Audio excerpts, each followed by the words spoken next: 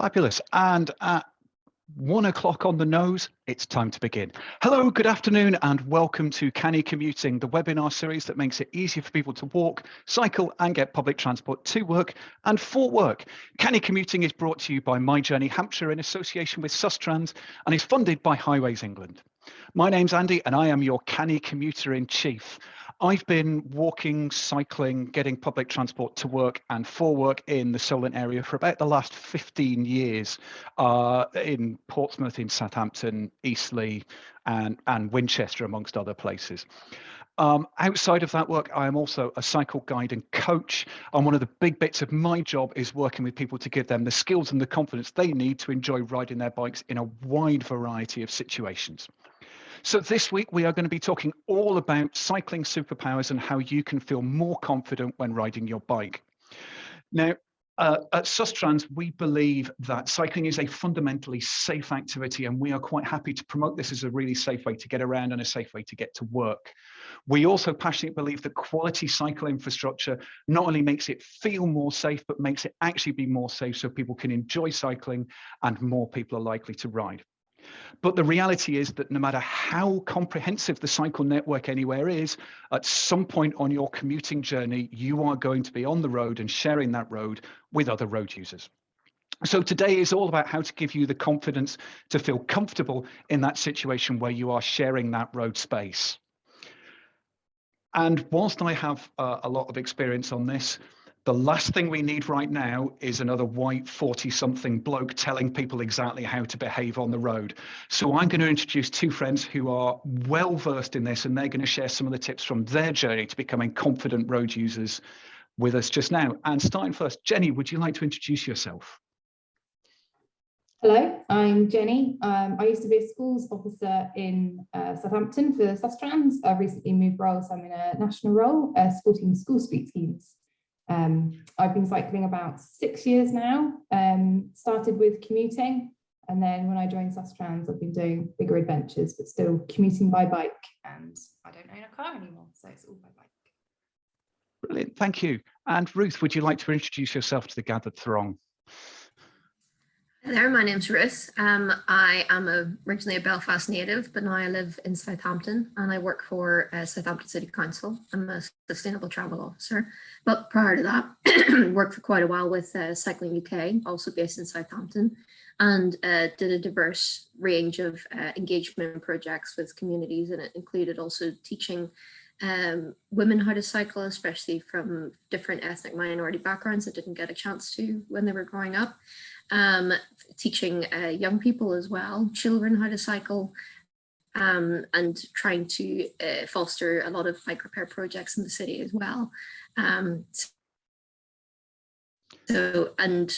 I've cycled like Jenny. I probably picked it up about 6-7 years ago. I had a big gap whenever I was in my 20s, and then I learned how to drive a car in 2012, and that was the last time that I got into a car behind the wheel. And since then, I've been kind of powering myself, or it's getting somebody else to power me in a car, but generally using cycling as my primary form of transport. Brilliant, thank you both. I should probably disclose at this point that I do own a car and I do use that car. So I am not yet at the stage of being car free. Before we get started, we are going to talk for about 15 minutes. And when I say we, I mean Jenny and Ruth. So if you've got questions that you would like to ask them or the rest of the team, please stick them in the chat and we'll take them at the end. As with previous weeks, it really helps us justify this work to our funders if you can put where you work in the chat as well. It means that we know who we're talking to today. And as I say, that's really, really helpful. We have got everything pinned at this end. We are recording this to put out on YouTube. So if you really don't want your face to appear on YouTube, it shouldn't, but if there is a technical glitch, please, can I get you to turn your cameras off just now and mute yourself? And therefore, without further ado, I will hand over to Jenny and Ruth. The floor is all yours. Did you want to go first, Ruth? Sure. I suppose today the title of the discussion today is Cycling Superpowers. I mean, as much as I wish we had actual superpowers, we don't, but there are a lot of things, tips and tricks that you can develop in order to make things a little bit safer, easier, and make your cycling experience more enjoyable, whether that's social or whether that's traveling to work and back or for your everyday journeys. And I suppose I wanted to talk a little bit about my own cycling journey as a way rather than me just kind of dictating to you how it should go. But my experience was that I wasn't a very confident cyclist at all at about age 25. And Belfast doesn't help, I suppose. It's quite busy as a city as well. But once I started to get out of my bike and gain confidence, I ended up finding out a lot of quieter routes and quieter roads and some really nice little pockets of infrastructure that enabled me to just go about my day. And the biggest, I think, change and difference to my confidence was actually getting proper cycle training. So some of you might know it as your old cycle proficiency tests. It's now been called bikeability. Bikeability's also recently had a little bit of a makeover, and it's prioritizing different skills now.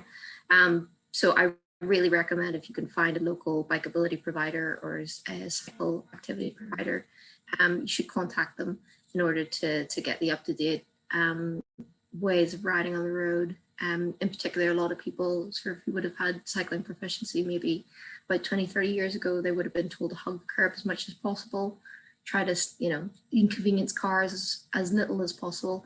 And that guidance has completely changed.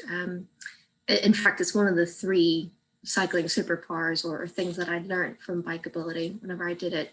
It's about visibility and taking up space in the road, or positioning, if you kind of want to use the technical term. You want to sort of position yourself about 1 meter from the curb, or the recommendation from the police officially is 0.75 meters from the curb, but at least a little bit of way out from the gutter, so you're not picking up glass and bits of debris in the corners, and you're also avoiding the gutters, which can get really slippy in the rain, and you're making yourself really visible to the cars behind you. So that would be my first thing. It's learning about road positioning, learning where you're supposed to be putting yourself whenever you want to turn right or turn left or negotiate a junction. It's a little bit different from, especially if you're a car driver, you're sort of used to positioning yourself in a particular way. And you have to rethink about yourself as a smaller person who can be easily missed. You're not a big 1-ton vehicle anymore, and you need to make yourself as visible as possible. So we'll put in the chat, there are some really good links, especially on the Cycling UK YouTube site.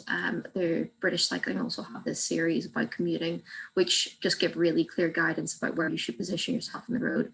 And I would really recommend checking those out in addition to getting your own cycling proficiency, or cycling proficiency, using the old terms, going for a bikeability instructor.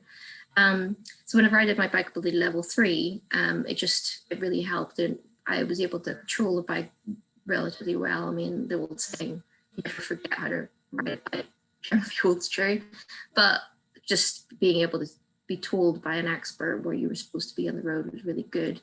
I suppose the second thing that I would also recommend, it sounds really obvious, but looking.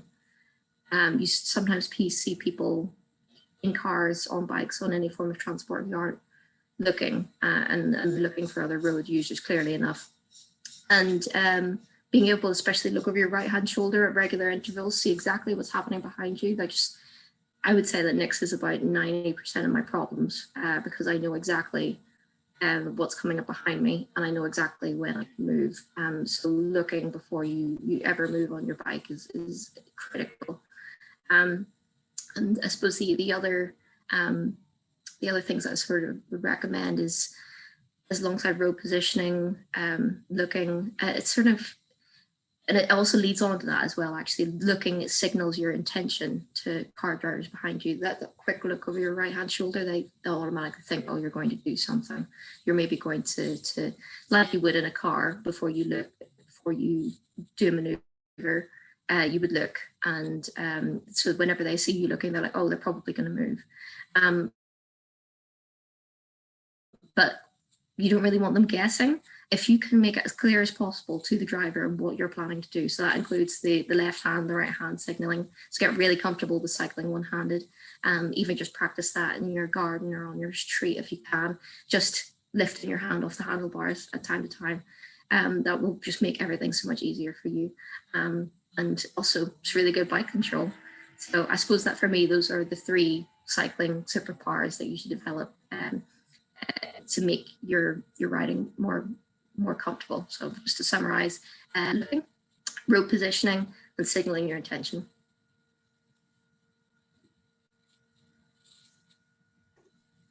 Thanks, Ruth. So I'm going to ramble on. I don't think I could summarize mine in 3. So I've got a few things that I learned was when I started cycling. So I started cycling as a way to keep fit, but also change a journey a week from car to cycling. So I was cycling somewhere between 3 and 5 miles to and from work. I didn't know anyone that cycled for work when I started, so I had no one to ask.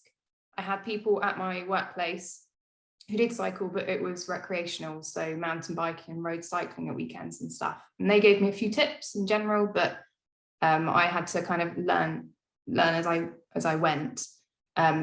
So the first thing I did to help build my confidence was I used to go out on Sunday mornings, and that's when I recce'd my first route to my workplace, was just going out when it was really quiet. There were less cars and less people around to be embarrassed about going out. And I recce'd the route that I'd be doing.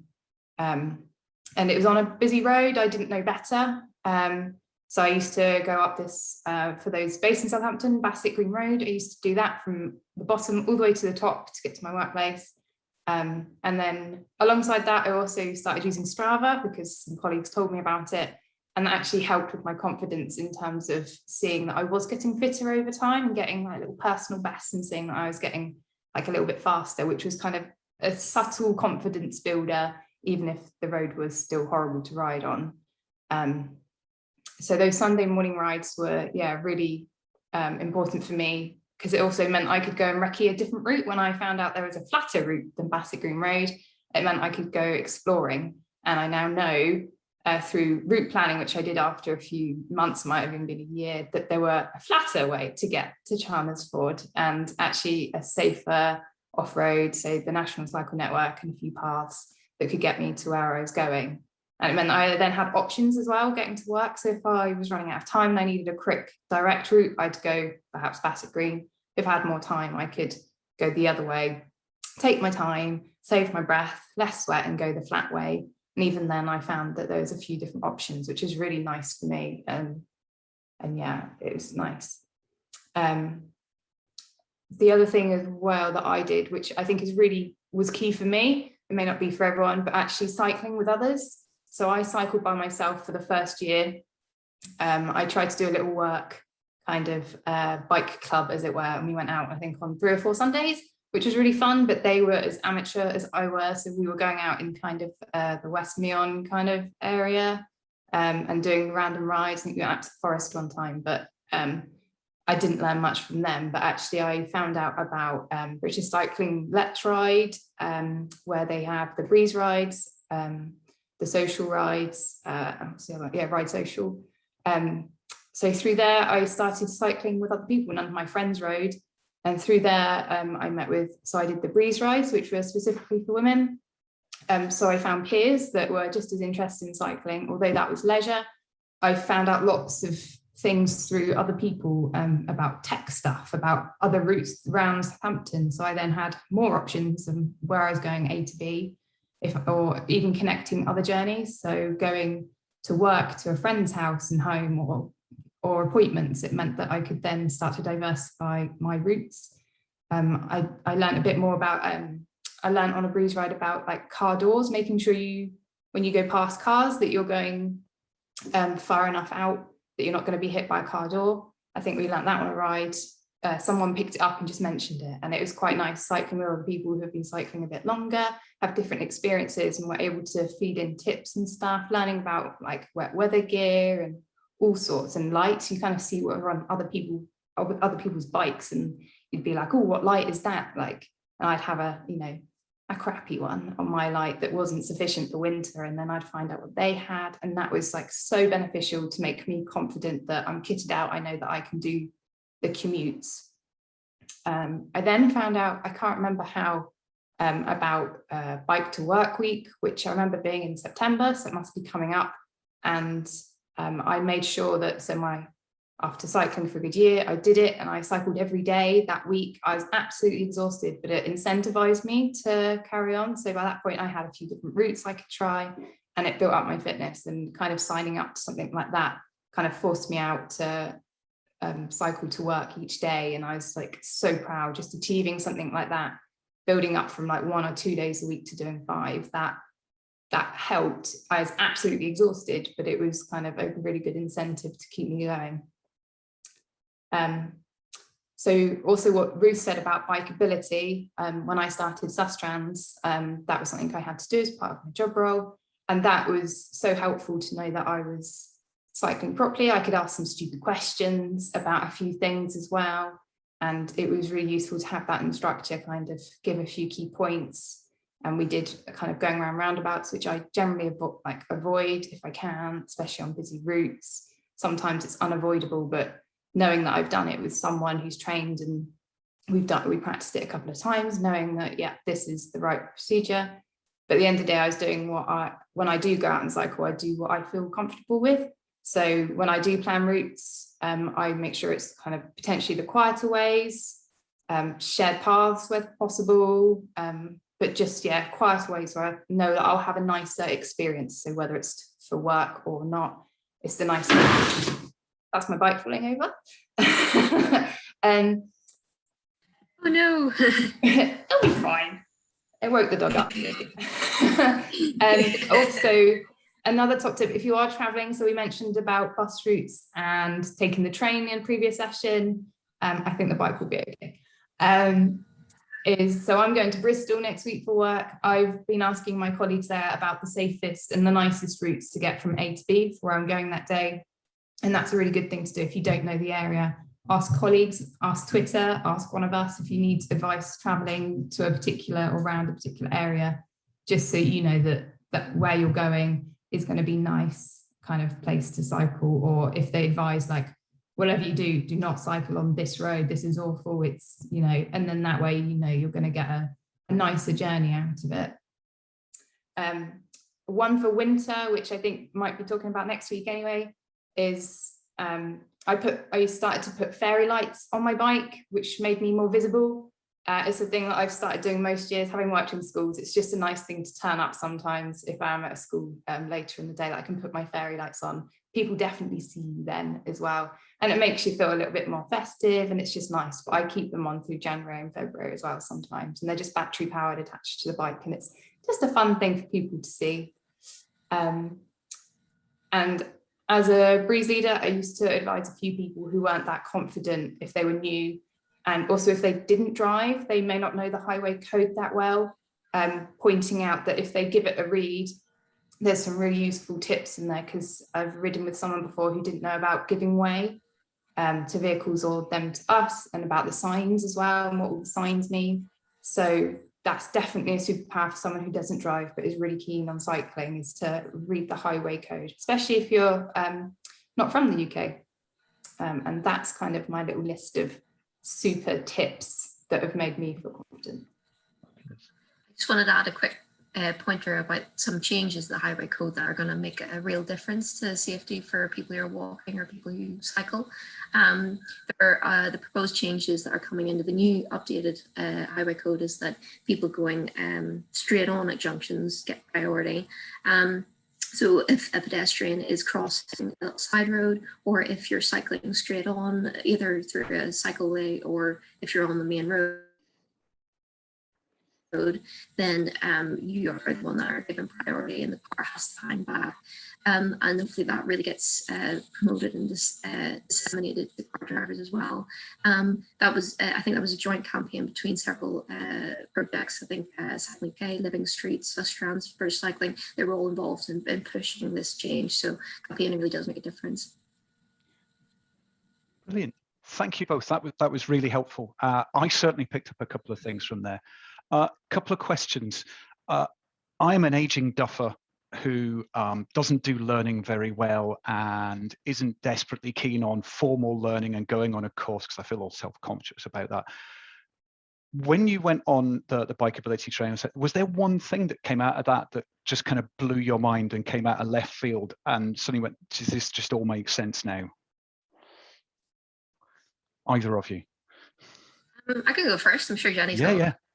to add. Like Jenny, I think we all eventually passed through Sustrans mandated bikeability training, and that's why I got my first one. And actually, as a civilian, I got a little bit of training as well whenever I was still in Belfast. That there was just a couple of 1-2 hour sessions that Sustrans were also running for people to just do a little bit of road positioning, and it wasn't a lot to commit to. It was just a little bit, and you sort of turned up as a group.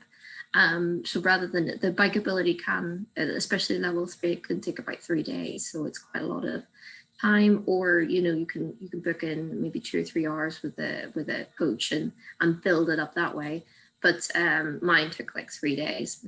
And, we ended up going home early because it was quite clear that we could ride bikes, and it did require 3 days. But I think the one thing that really blew my mind a little bit, because from my driving test, they were, again, if you're in a car, you're trying to signal to the car behind you whether you're turning left or you're turning right at a junction. And they were trying to get you to tuck in as much as possible to the left. If you were at a T-junction, you were turning left. So I was like, okay, I better do that. I'm going to like tuck in as much as possible. And it's really obvious that I'm turning left on my bicycle. And the instructor was like, well, that's one way to get somebody to come up alongside you and try to cut you off. And it has happened. Like if I've forgotten and if I've tucked in a lot, like car drivers, for some reason, just try to take up a lot of space there. I don't know whether it's just an unconscious thing, but they just sort of see the space and like, oh, I must occupy it with the car. So actually positioning yourself when you're at the junction, at the middle, right in the middle, and sort of using your hand to signal instead. And it means that nobody can enter that space where you're at. You're right at plonk in the middle of it. So that's just taking up room on the road. You have a right to be on the road. You constitute a vehicle under the highway code, and as long as you're being calm and you're signaling your intention, nobody should take that away from you. Jenny? My training was a few years ago and I have a very poor memory. I remember after the session thinking, oh yeah, like there were some key things. And I went on to do the British Cycling Coaching Level 1, which was really interesting. And again, I can't remember it and I've not delivered it in a while. But going on from Ruth's point about positioning, the advanced stop boxes, so you might see them at traffic junctions where the box with the bike in, it might be green, probably isn't. And making sure you're central in that was a key thing as well. And also turning right. The question I remember asking the instructor was about a junction local to me, and it's a really narrow road where people cut round to come into it, and I often have to turn right out of it.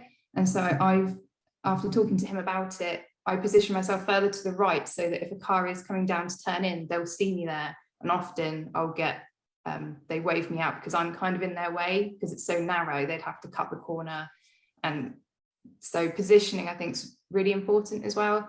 And I think Ruth said there's videos, I know Bikeability and British Cycling have some really great kind of training videos. If you're not sure what we're talking about and you want that visual aid, going and watching those are really useful. And I've sent those to families in the past that ask about kind of best practice.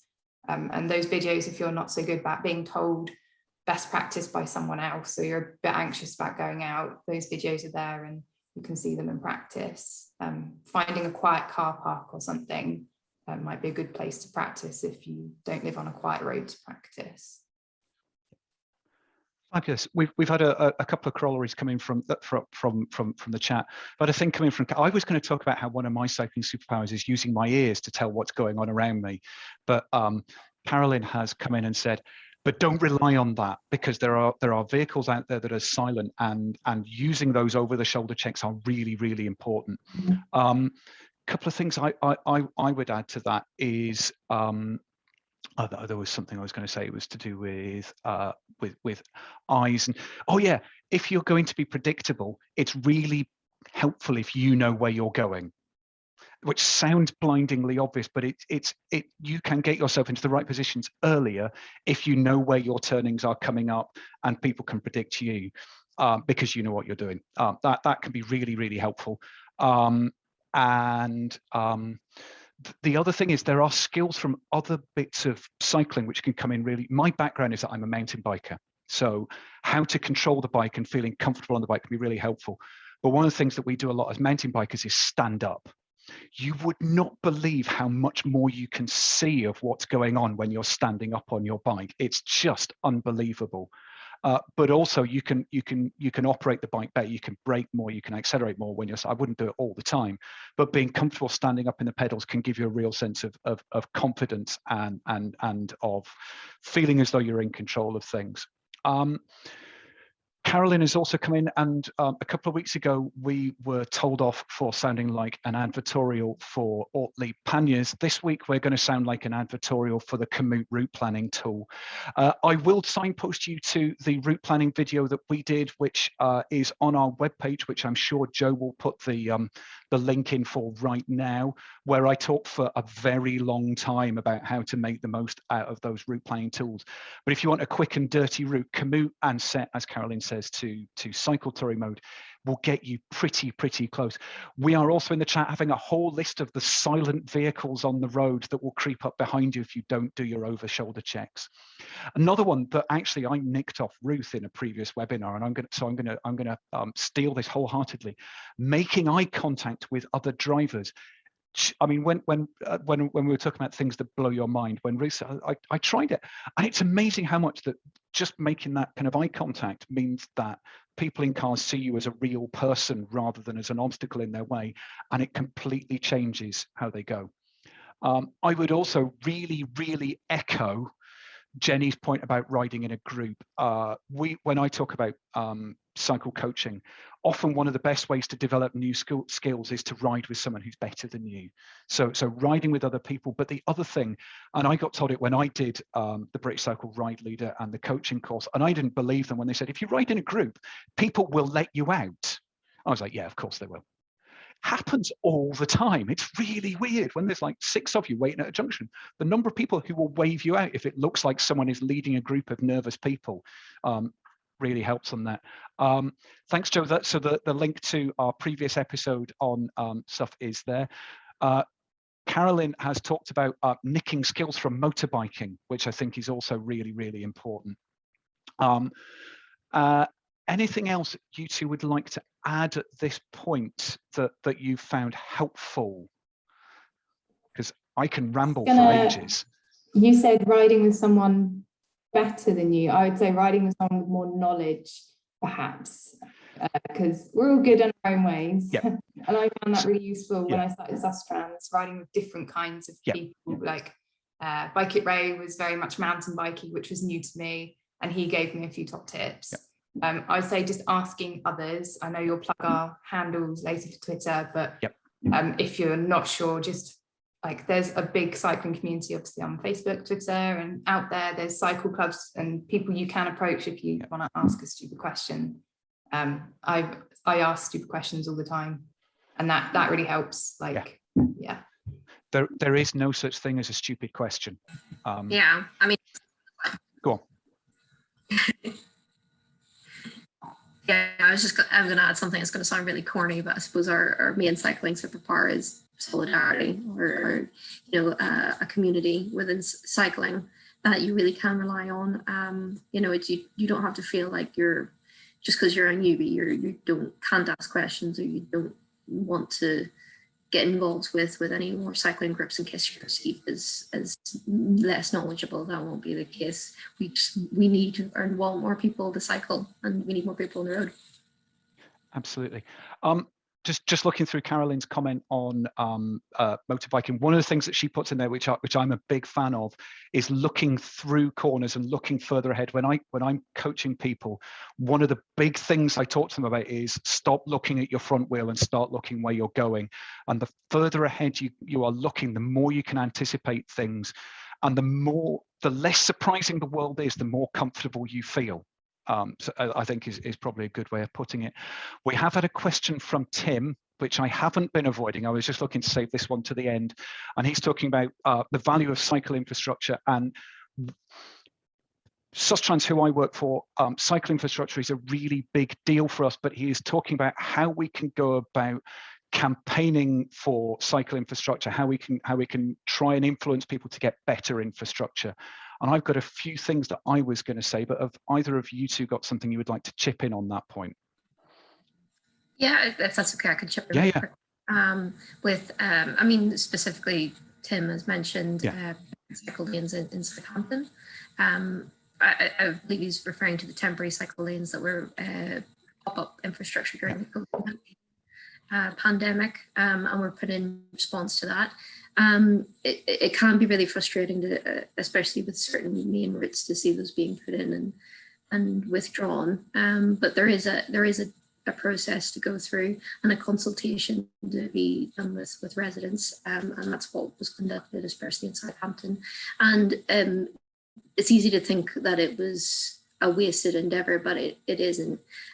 All the cycling infrastructure, temporary infrastructure that is put in is learning, especially for the planning and transport team in the council, and they will be able to assess like how much impact the putting in a cycle lane has on the surrounding infrastructure, the residents, and the level of cars on the road. So that will enable them to actually plan infrastructure better in the future. And it's the original, I think the city that was doing this best before the pandemic was Leicester. It was doing a lot of pop-up temporary cycling infrastructure to try to gauge what was best whenever they were putting in their permanent infrastructure, and it ultimately ends up costing the taxpayer less because you don't have a big physical thing that perhaps wouldn't work, and it's just a really good way of gauging that. So but I suppose I would say to Tim that if you're really passionate about this, the best people to contact is your local councillor as well, and just have your voice be heard about this. Canny? I'll leave it to you to say final. Fabulous. Yeah, we are running a little bit over time, but actually, you know, this is kind of important. First thing, as Ruth said, councillors and members of parliament. There are a lot of very vocal people out there, and if you can engage with them and talk to them very positively, there is a whole load of stuff just gone in the chat about various cycle campaigns and cycle forums. Talk positively, talk friendly, make friends with them. There is nothing that will stop your argument proceeding than annoying people. Seriously, I see this because I work in kind of countryside access advocacy, and if you wind people up or are abrasive, what they will do is they will stop and they will resist you regardless of what you're doing. So being friendly, being approachable, being positive, and being polite all the time is much more likely to get your message through. But at the same time, nothing terrifies an elected member of an elected official more than the thought that they will lose your vote. The other thing that I think could be done more is talking to your workplaces, because if a really big employer says to the council, we'd love to come and locate in your city or carry on locating in your city, but it's really hard for us to persuade our staff to leave their cars behind, what are you going to do for us? And says that publicly, that again can have quite a persuasive impact, because quite often what you see is companies really looking at things from a kind of car driver and a delivery point of view. So if you can get your workplace to start talking about these things, that's really, really good and really, really helpful.